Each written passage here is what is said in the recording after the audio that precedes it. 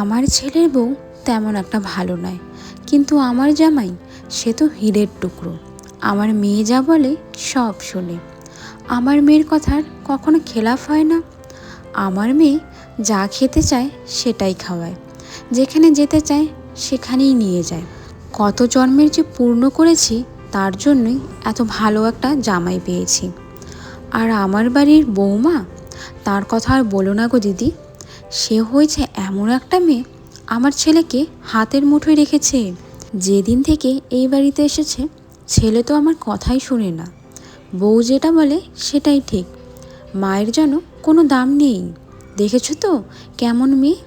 তার পরিবার মনে হয় এমন শিক্ষাই দিয়েছে, পরের বাড়ি গিয়ে কীভাবে ঘর ভাঙা যায়, কীভাবে পরিবারকে আলাদা করা যায়।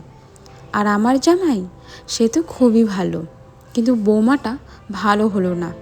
ওই যে বলে না, কপাল একদিক ভালো থাকে তো অন্য দিক খারাপ। আমার হয়েছে সেটাই। বর্তমান সমাজে দাঁড়িয়ে এই কথাগুলো আমাদের এখনও শুনতে হয়।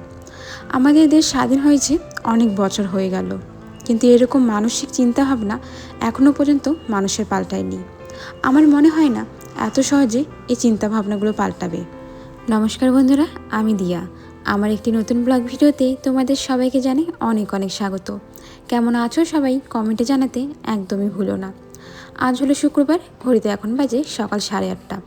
আজকের ভিডিওটা এখান থেকে শুরু করছি। আজকে সকালেই ভেবে নিয়েছিলাম ঘরটা ভালো মতো করে পরিষ্কার করে নিব। আমার ঘরটা না দূর থেকে দেখলে একদম কালো মনে হয়। বাইরের দিকে প্লাস্টার করা নেই, যত বৃষ্টির জল ঘরের দেওয়াল দিয়ে চুইয়ে চুইয়ে পড়ে, ভেতরটা না একদম কালো হয়ে গেছে। আর অনেক আগে, মানে 1-2 বছর আগে আমার ঘরেই বেশিরভাগ রান্না হতো, এই জন্য আমার ঘরের টিনগুলো কালো হয়ে গেছে।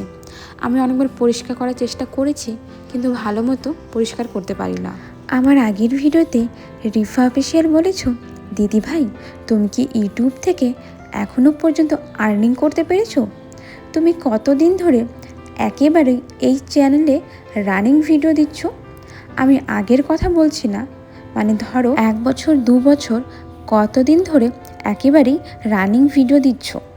তো চলো, তোমার সকল প্রশ্নের উত্তর আমি এখনই দিয়ে দিচ্ছি। প্রথমে তুমি বলেছ আমি এই চ্যানেল থেকে আর্নিং করেছি কি না। হ্যাঁ, আমি এই চ্যানেল থেকে আর্নিং করেছি।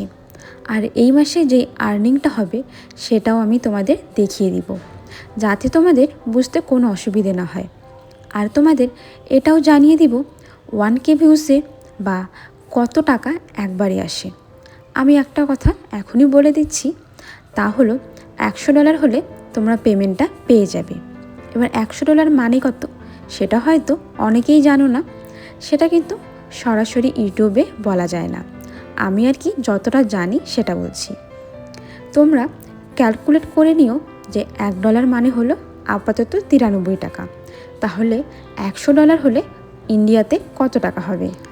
তুমি নিজের ভিডিও যতটা ভালো দিতে পারবে সেই হিসাবে তুমি আর্নিং করতে পারবে। এমন হতে পারে তুমি প্রতি মাসেই আর্নিং করতে পারো, সেটা নির্ভর করে তোমার ভিউসের উপর। যদি তোমার অনেক ভিউস হয় তাহলে তুমি অবশ্যই প্রতি মাসে আর্নিং করবে। আর যদি ভিউস অনেকটা কম হয় তাহলে প্রতি মাসে তো সম্ভব নয়, কিন্তু $100 পূরণ হবে, তারপরেই তুমি পেমেন্টটা পেয়ে যাবে। আর তোমার দ্বিতীয় প্রশ্ন এটাই ছিল, আমি কতদিন ধরে এই চ্যানেলটা রানিংভাবে চালাচ্ছি। তা সেটা হলো, এটা আমার 2 বছরের চ্যানেল। প্রথমে আমার কিছু ভুল সিদ্ধান্ত ছিল, মানে আমি কি ভিডিও বানাবো না বানাবো সেটা আমার একদম স্থির ছিল না। কখনো এটা বানাতাম, কখনো ওটা। বুঝতেই পারতাম না কোন ভিডিওটা বানালে আমার জন্য ঠিক হবে, বা কোনটা বানালে হয়তো আমার চ্যানেলটা উঠবে। ধীরে ধীরে যখন বুঝতে পারলাম, দেখতে দেখতে 1.5 বছর কেটে গেল। 1.5 বছর পরে আমি অনেকটাই বুঝতে পারলাম এই চ্যানেলের জন্য ব্লগ ভিডিও খুব ভালো হবে। আর এটা আমি ক্যাটাগরি রেখেছি ব্লগ ভিডিও হিসাবে। তুমি যেই ভিডিও বানাবে নিজের চ্যানেলের ক্যাটাগরি কিন্তু সেটাই রাখবে। কমেডির জন্য কমেডি, ব্লগের জন্য ব্লগ। এছাড়াও যদি কোনো মোটিভেশন হয় বা অন্য কোনো কিছু হয়, সেই হিসাবে আলাদা আলাদা ক্যাটাগরি অবশ্যই রাখবে। আমি কিন্তু 3 মাস ধরে এই চ্যানেলে ভালো মতো করে ভিডিও বানাচ্ছি।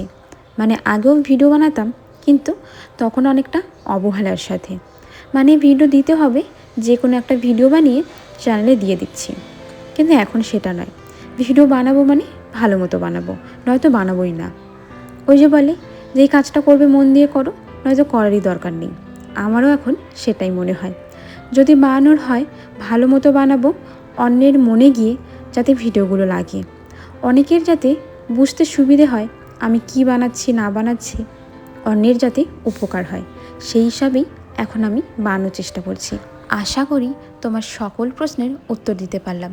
যদি আরও কিছু জানার থাকে আমাকে অবশ্যই কমেন্ট করো, আমি তোমার সকল প্রশ্নের উত্তর দেবার চেষ্টা করব। মেহাস কুকিং অ্যান্ড ব্লগ থেকে বলেছ, খুব সুন্দর করে কাজগুলো গুছিয়ে নিয়েছো আপু, খুব ভালো লাগলো, ধন্যবাদ মেহা। নাফিসা সুলতানা বলেছ, তোমার কথাগুলো আমার অনেক ভালো লাগে, মন চায় সব সময় শুনি, অনেক ভালোবাসা রইল আপু। ধন্যবাদ নাফিসা, তোমার মিষ্টি কমেন্টগুলো আমার ভীষণ ভালো লাগে জানো। পূজা লাইক বলেছ, খুব খুব ভালো লাগলো, থ্যাংক ইউ পূজা দিদি ভাই। তোমাদের সাথে গল্প করতে করতে আমার কিন্তু ঘরের অনেক কাজ হয়ে গেছে। ঘর ঝাড়া ছিল, ভালো মতো করে ঘর পরিষ্কার করে নিয়ে আজকে না সিলিং ফ্যানটাও পরিষ্কার করে নিয়েছি। আমাদের সিলিং ফ্যানটা যেহেতু খারাপ হয়ে গিয়েছে, এখন এটা আর ব্যবহার করা হচ্ছে না। আমরা চাচ্ছিলাম নতুন একটা সিলিং ফ্যান কিনতে। গরমের দিন পড়লে মনে হয় একটা ফ্যান কিনতে হবে। এই ফ্যানটা না অনেক পুরানো। আমাদের যখন নিচের দিকে একটা ঘর ছিল, মানে যেখানে এখন রান্নাঘর আছে না, সেখানে অন্য একটা ঘর ছিল, ওখানেই আগে আমরা থাকতাম। একটা টিনের ঘর ছিল, কিন্তু এই ঘরটা হওয়ার পর ওই ফ্যানটা এখানে এনেছি। এখন অনেক দিন হওয়ার কারণে ফ্যানটা খারাপ হয়ে গিয়েছে। তা যাই হোক, এদিকে কিন্তু আমার ঘরটা ভালো মতো করে গোছানো হয়ে গেছে। আমার ঘর যেহেতু রং করা নেই, এই জন্য না আমার মাঝে মাঝে নিজেরই ভীষণ খারাপ লাগে, লজ্জাও লাগে। ঘরটা যদি আরও একটু সুন্দর করতে পারতাম কতই না ভালো লাগতো, কিন্তু না, আমার মনে হয় নিজের ঘরে লজ্জা কিসের? সে ভাঙা হোক, যেমন হোক, কালো হোক, ঘর তো নিজের, নিজে তো গোছাতে পারি, নিজের মনের মতন তো গোছাতে পারি, ব্যাস এতটুকু। রবিবারের দিন ঘরের জানলা দরজাগুলো তো রং করব, সেই জন্য আজকে আমি আরও একবার জানলা দরজাগুলো শিরিষ পেপার দিয়ে ভালো মতো ঘষে নিয়েছি। যতটা জং ছিল সবগুলো জং আজকে ভালো মতো করে পরিষ্কার হয়ে গেছে। কিন্তু জানলার বাইরের দিকটা, ওটা তো আর পরিষ্কার করতে পারবো না, ওটা অনেক কিছু। রবিবারের দিন আমার হাজব্যান্ড নিজেই পরিষ্কার করে নেবে। আমরা দুজন মিলেই ঘর মানে জানলা দরজাগুলো নিজেরাই রং করে নিব, কাউকেই বলবো না। তো চলো, যেহেতু আজকে ঘর পরিষ্কার করেছি, এই জন্য বিছানার চাদরটাও ধুয়ে দিয়েছিলাম। ঘর পরিষ্কার করলে কিন্তু অনেক জায়গাতেই নোংরা পড়ে, বিছানার চাদরগুলো ময়লা হয়ে যায়।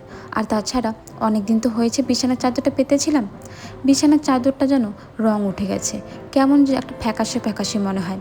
বিছানার চাদরটা যখন কিনেছিলাম বেশ ভালো ছিল, কদিন পরে যেমন ফ্যাকাশে কেন হয়ে গেল বুঝতে পারছি না। কাপড়গুলো ধুয়ে দেওয়ার পর আমি স্নান করে নিব, এরপর তো আমার কমেডি ভিডিও বানানোর আছে। এখন কিন্তু ঘড়িতে প্রায় 12টার মতন বাজে। সকালের খাওয়া দাওয়া এখনও করিনি। আমি না কদিন ধরে সকালে ভাত খাচ্ছি না। সকালে ভাত খেলে শরীরটা কেমন ভারী ভারী মনে হয়, তারপর আর ভিডিও বানাতেই মন চায় না। সকালের খাবারটা গিয়ে একদম দুপুরবেলা খাচ্ছি, এই জন্য তাড়াতাড়ি করে পাঁপড় ভাজা বসিয়ে দিয়েছি। কমেডি ভিডিও বানানো হয়ে গেছে। ঘড়িতে এখন বাজে 2টা। হাজব্যান্ডেরও কাজে থেকে আসার সময় হয়ে গিয়েছে, এই জন্য পাঁপড়গুলো ভাজা করব। আর তাছাড়াও সকালে তো শুধু ডাল বানিয়েছিলাম, খালি ডাল দিয়ে তো আর ভাত খাওয়া যায় না, সাথে একটু পাঁপড় ভাজা হলে খেতে বেশ ভালো লাগে।